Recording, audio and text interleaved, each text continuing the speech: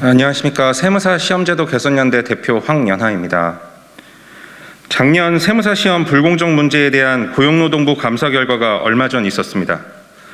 탈락한 수험생들이 주장했던 바와 같이 채점의 일관성이 결여되어 있었고 출제와 채점에 있어 규정을 준수하지 않은 사실이 감사 결과로 드러났습니다. 그러나 관련자 징계와 재채점의 권고를 하면서도 왜 그러한 일들이 벌어졌는지에 대해서는 혐의를 밝히지 못하였고 8대 의혹에 대하여 위법 부당한 사실이 없다고 결론을 내렸습니다. 음주운전은 하였으나 술은 마시지 않았다와 같은 결론을 내린 것입니다.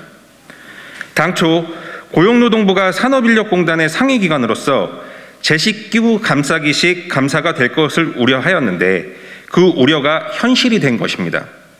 도대체 이러한 엉터리 감사를 4개월씩이나 걸려 한 것인지 분통이 터지지 않을 수 없습니다. 온 국민이 지켜보고 많은 국회의원분들이 한치 의혹도 없이 밝혀줄 것을 고용노동부에 요구하였는데 소송도 진행 중이고 입법부와 사법부에 아랑곳하지 않는 이러한 행정부의 태도는 삼권분립의 한계를 여실히 보여줍니다.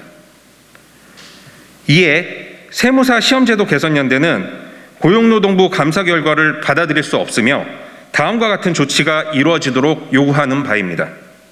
첫째, 차기 정부 안철수 인수위원장님이 작년 청구하셨던 감사원 감사가 착수되어야 할 것입니다. 수사가 필요한 의혹을 빼더라도 고용노동부 감사는 부실합니다. 일례로 세무사 시험 출제위원 선정 및 요건 규정이 존재하고 해당 출제 교수가 해당 요건을 충족하지 않는 자임이 드러났지만 고용노동부는 아무런 근거 없이 적격 출제자라고 밝혔습니다.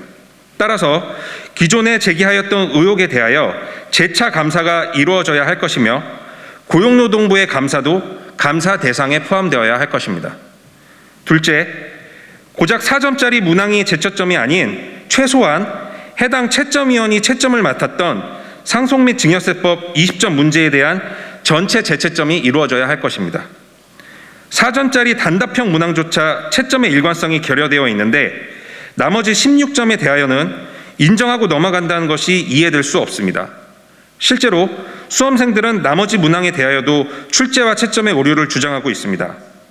20점 전체의 재채점이 상식선에 부합한다고 주장하는 바입니다. 셋째, 해당 비리에 대한 당국의 수사를 촉구합니다. 너무나도 많은 의혹이 있었고 제19인 고용노동부에서조차 혐의가 있음이 인정되었습니다. 해당 연루자들의 핸드폰 포렌식 및 계좌 추적이 감사로 이루어지기 힘든 부분이라면 검찰이든 경찰이든 당국의 수사가 진행되어야 할 것입니다.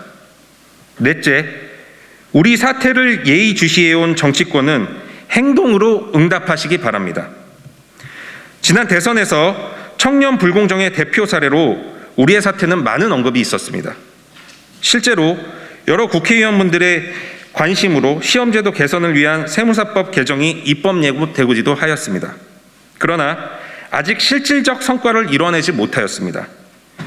이러한 불공정 사태가 가능했던 이유는 애당초 불공정한 시험제도에 있었습니다. 일부 경력직 세무공무원들에 대한 시험면제 특혜 제도는 반드시 철폐되어야 합니다. 하여 앞으로의 수험생들은 다시는 이러한 일을 겪게 하지 말아야 할 것입니다. 지난 12월 1일 시험 발표 이후 억울함을 호소하고 눈물을 흘리며 다시 책상 앞에 앉았던 젊은이들은 이제 그 억울함이 분노로 바뀌었습니다. 분노의 표출이 어떤 파장을 미칠지 국가는 엄중히 판단하여야 할 때입니다. 이 사태의 적극적인 해결이 이루어지지 않을 시 세무사 시험제도 개선연대는 끝까지 행동으로 보여줄 각오가 되어 있습니다. 감사합니다.